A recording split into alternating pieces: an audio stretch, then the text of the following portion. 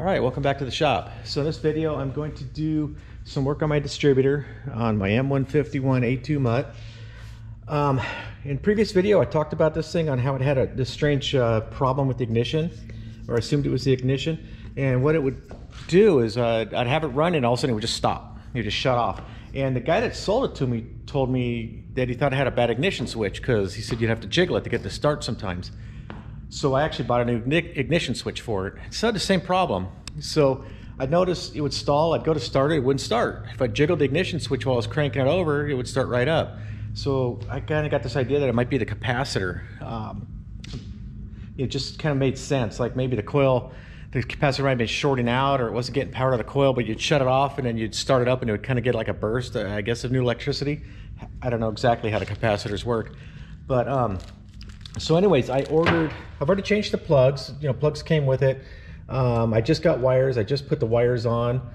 These just showed up the other day. One of them's a little too short. Be careful where you buy them from. I bought them on eBay, and I think it was Seiko Parts or somebody. And this second wire is a little too short, so I've got kind of a pole on that. But it already, you know, it's going to work. It's fine. So I actually pulled the distributor apart to see what I had inside. It turns out I don't have points. I have the electronic ignition. So the electronic ignition module in there looked really old. So I ordered one, and it just showed up. And also I wanted the rotor too, and the rotor comes with that kit. I ordered a new inner distributor cap. I want to put that on. Now the condenser already showed up, and I put it on the other day just to try it, to see if that was, you know, if my theory was correct. And it was. It fixed that problem. Now this thing, it'll just start. The only problems I do have with starting is sometimes after it runs a little bit and I shut it off, it'll flood. And if I pull the tube off the carburetor, you know, the air filter tube off, I'll have gas just kind of running out. And I do need to rebuild my carburetor, but I'm waiting until I get my fuel tank. My fuel tank's at a buddy's house. I just have to go get it, and then I can put the new tank on. I'll clean out the lines really good, and then I'm going to rebuild the carburetor. But this did help. This cured that problem of it just shutting off, and you know, while it was running and needing to jiggle the ignition switch. So that's good. So in this video, I'm just going to go ahead and change the ignition components in here, the electronic ignition stuff, the new rotor, the new cap, and we'll get that in. See how that goes. Upcoming video, I've got this air cleaner, and I found on a forum, I forget the name of them, but it will be in my video. I'll talk about who came up with this idea, or who actually posted it. Or actually the guy that made the posting that I read. And you take out the oil bath air cleaner and put this air cleaner inside there, and this fits in there beautifully. You just have to make a little adjustment to this lid here on the inside so it'll hold down on here. But this thing just pushes right in there. And as much as I use this thing, this is probably the only air filter that I'll have to buy for this thing. But even so, it's only a $15 air filter, and it's a lot better than dealing with all that junk with the oil bath. And plus I have an issue with this upper part here. It's full of horsehair, and it's just nasty. It's coming apart. It's in terrible condition. So I'm going to get rid of the oil bath. It'll keep the same container. It's just going to have a modern filter in it. So anyways, I'm going to get a screwdriver and a wrench, whatever other stuff we need, and I'll set this camera up on a tripod here, and we'll change these components out. All right, so here's the new control module that I got. Ordered it from Midwest Military. Pretty decent price on it. Came with all the parts that I'll need for this, including a new seal for the distributor cap. So I'm going to get this stuff out of the way, just like setting the camera up there. All right, so first off, I need to pull the spark plug wires off. Did the 3/4 inch. Yep. What I always do just before pulling these off on anything I work on, I'll just take a picture of it so I make sure I get them back in the right spot, get the firing order correct. That way I don't have to go look it up and try to figure it out. So I've already got a picture of this one from before when I changed these. So this way we can just take them off, you don't have to think about it. Just kind of get them out of the way. So one reason I changed the plug wires is that one of them was missing one of the springs on the end. On one of the spark plugs, so I had to take and stuff a little small piece of steel in there that I had, just to kind of make up the difference, to make sure that it was going to be touching the plug. And then they were pretty old anyways, so these here said that they were old, or new old stock, but they had a tag in there from somewhere in Asia where they were made. I don't know where they were made, if they're like Filipino or what they were, but they definitely weren't American made. So be careful buying from Seiko parts. This guy's will jack you over whenever they can, apparently. So look at that, this one's so short I can't even get it out without, I gotta loosen that up. They're good looking wires though. You know, they are soldered and all that, and they're got the steel coating on there, or they have the steel shielding on there. All right, so then now that we got those off, we just need to pull these 6 screws out. Use them in the dirt or on the floor.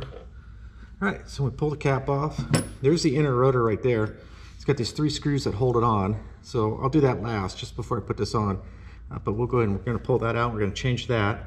I've been waiting to change that. I've had it for a little while, but I've been waiting to change it till I got the new rotor. I didn't want to have the old rotor running up against it. And then here's the rotor here. You can tell that thing's been around the block a few times. Set that aside. Excuse my voice. I've got some kind of a chest cold going on. It's starting to get into my lungs a little bit. I have a little trouble talking. Let me get the camera real quick one. Yeah, I just dropped a wrench. So pay attention where these wires are. So we've got this one green wire that's going right here to this side, to the negative side of the coil. And we've got these 2 going to this side of the coil, to the positive side. One of them is the power wire coming in here that comes into the condensers. Let's get this wire out of the way. The condenser is actually inside here. You pull this cannon plug off, pull these 4 screws out, and the coil is inside there. And then the wire for the coil just goes in and comes right up out here and goes to the coil. So that's what the black wire is from the coil. So this red and the green one, they're going to be from the module here. And then there's also a black wire which gets grounded right here. I'm sorry about the camera. And then there's going to be this black wire that's going to get grounded right here to the module. You've got this little retaining clip. Let me pick that one up off the ground. You've got the retaining clip right here that when you put the screws in to hold the coil down, it's got these little bracket things, these little wings on the side, and those help hold your wires in place so that they don't get in the wrong place and pinch your cap or get in the way of your rotor or something like that. I'm not exactly sure how this ground wire is supposed to route from there, because this one was too short. It couldn't like loop around into it. So I just tucked it aside, make sure it was very clear of the distributor portion of it, so the cap wouldn't, you know, get down on here and pinch it down or something like that. So that's how those are. So it takes a 3/8 wrench on this coil. This is a stock coil. It's an original coil. It's not one of those cheap chrome ones that they sell that last about a week. Put the nuts up there on the valve cover. So yeah, just pay attention to the wiring, because if you get these things crossed, you're going to have some problems, some serious problems. All right, so we got green on the right, we got red on the left, and then we'll get these 2 screws out right now, and then we can get this ground wire off. It's being held down, or not ground wire, but the power wire from the condenser. It's being held in place by the screws that are holding this clip on.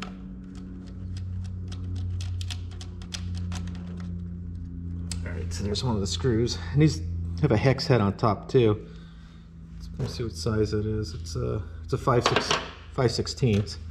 But I don't know if there's enough room for a socket or a wrench anyways, but it is slotted for a screwdriver. All right, down the cap. I'm kind of wondering if these tabs are supposed to be bent over to keep those screws from coming loose, if that was the original intent. I'm not sure. These ones were actually kind of dragging on there a little bit. Yeah, in fact, these ones are down.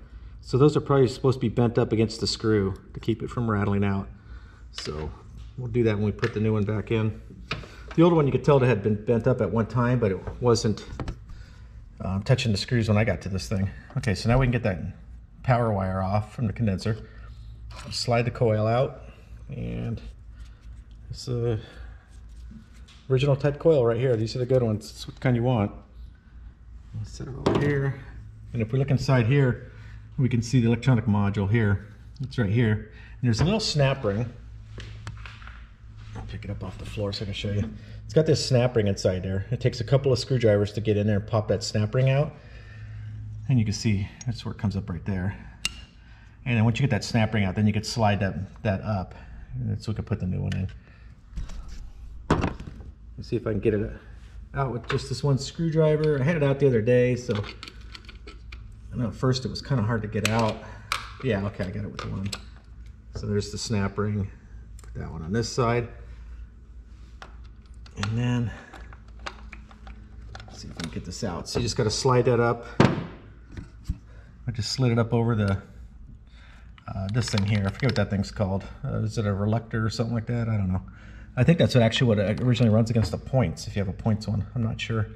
But here's the old one. You can tell it's got some age to it. Typically, something like this is going to be good till it dies. So it's not like I'm going to get any performance or it's going to run better with it, probably. But it could have issues. And I just want to make sure, because I want to make this thing so I just hit that starter button and she runs. I don't want to have to be screwing around with it. And it looks like something happened here where it got hot or something, and it melted some of this this sealer glue stuff here that they have here. So I'm just going to change it out. And you know, while you're in here, it's a good time to look at these weights, make sure that the weights all look good. The springs are in place. These advanced weights are working fine. Yeah, they're not frozen up or anything. All right, so we'll get the new one. We'll compare it with the old one. So let's see, got them both in the same color wires. Black, green, and red. And we'll go ahead and put the new one in. So, look at that. This thing has a magnet on here. So the way that this works is when the rotor goes by, it's got these metal tabs that slide through here, and then those, you know, work to switch it. Instead of having the points contact, when these go by, it changes the magnetic field, and then it tells the electronics in here to fire. And so this is a magnet on it. Look at this, showed up in the bag with a magnet or a washer stuck to it, stuck to the magnet. So make sure that's clean and clear. Make sure it doesn't have any debris or filings or anything in it. So we want to put it, make sure how it was. Okay, it was like this. I remember trying to figure out where that hole went, but I remember this was right up over here. It does only go in one place. It is indexed. Right here's a little tab where it's a little fatter, and that indexes into a slot inside here. So we lower it down in there. I'll put this camera down. It's a decent, not a tight fit, but it just fits. Let's put it that way. Come on.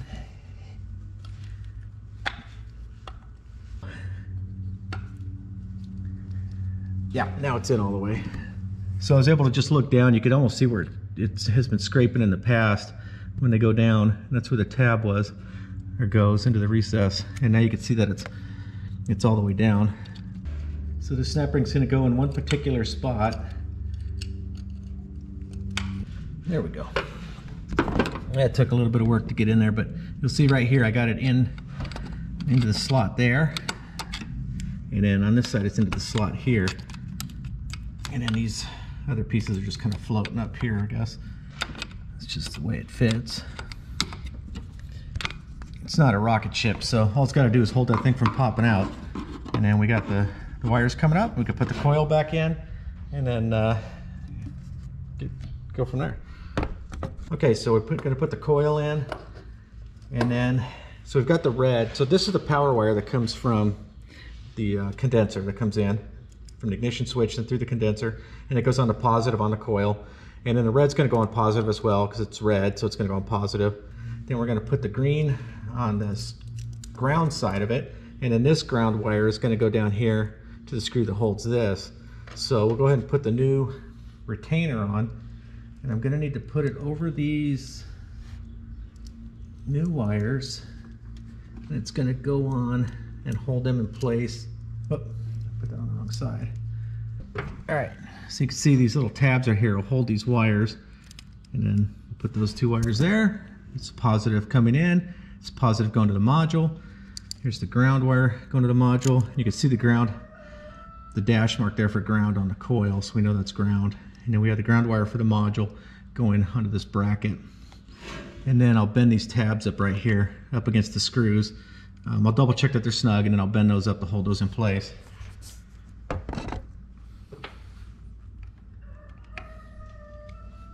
Don't need them nuclear tight. They're just going into aluminum. All right, got that bent up. There, got that bent up. See, now they're up against the screw. That should help keep them from vibrating out. All right, and then this wire, we're just gonna be very careful about that. I gotta make sure, I probably screwed that up. I think I'm gonna have to run that wire up on the other side of this bracket. I'm gonna have to redo that. I'll redo it, I won't bother filming it because that's gonna get cut when the cap's on there. Let me redo that right now. All right, so I got that fixed. I've got the wire coming behind there. You just wanna make sure where the wires are sitting, that they're not gonna be just cutting into there with the vibration all the time. So kind of push them around, make sure they're not touching the sharp edges. Same with on here. I'm gonna make sure the rounded edges of that bracket are touching your wires, and then you go ahead and put the nuts on, and then we'll put the rotor on, and we'll put the new seal in the cap. Well, it looks like we don't have to actually. That seal is actually in really nice shape. I think I'll just save this seal for later in case I need it for some other time, or on a Mighty Might or something else like that I'm working on. 3/8 wrench. Just snug them up a little bit, just enough so they don't rattle off, but loose enough that they are not so tight that I break it.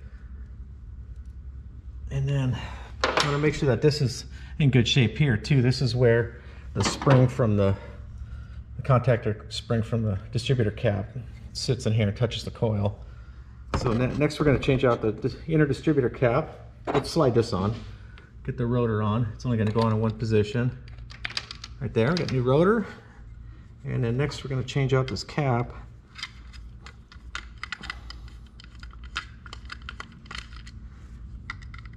It's just got 3 screws holding it in.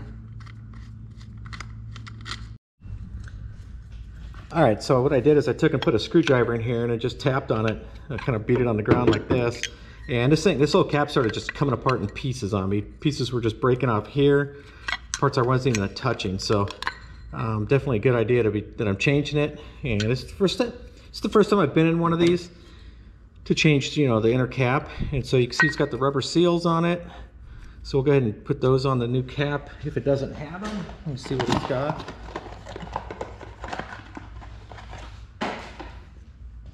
Yeah, so here's the new cap, and then set that down. Here's the old cap. The old cap definitely feels a lot better, a lot more robust. This new one, I have to make sure it's even going to fit in here correctly. I hope so, because I jacked up the old one getting it out. I think it's still going to fit in there.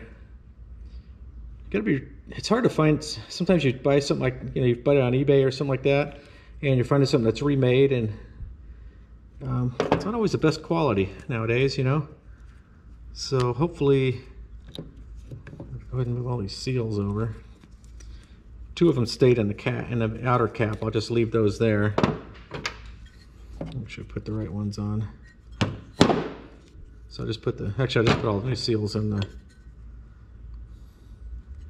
put all the seals in the outer cap, and then we could take the new distributor cap,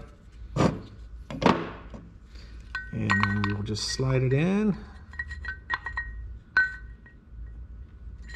Hopefully it'll fit in there right.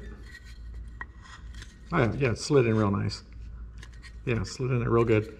I guess the proof will be when we go to start it, if it's any good. There, so that's all together. O-ring looks good. Got the wires out of the way, got the rotor on. Let's put that on the right way. We have to kind of, you can feel the cap pushing on the wires when you slide on there. Just making sure that they're not going to get pinched or rubbed. Make sure it feels like it's sitting home right. Feels a little weird, but I do have a new spring here and there's a new spring here, so I could just be fighting those. It's going to feel different than it did before because the old ones are so wore out.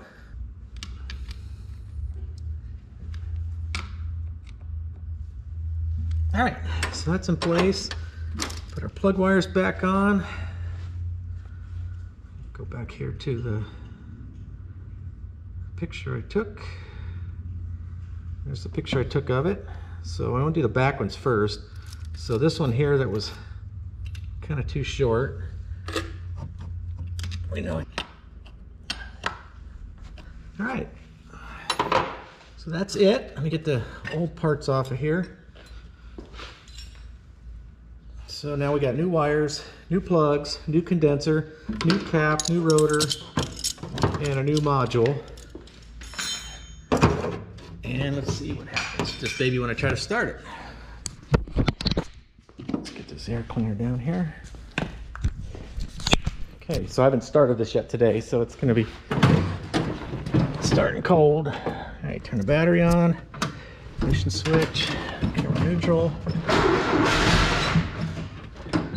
choke.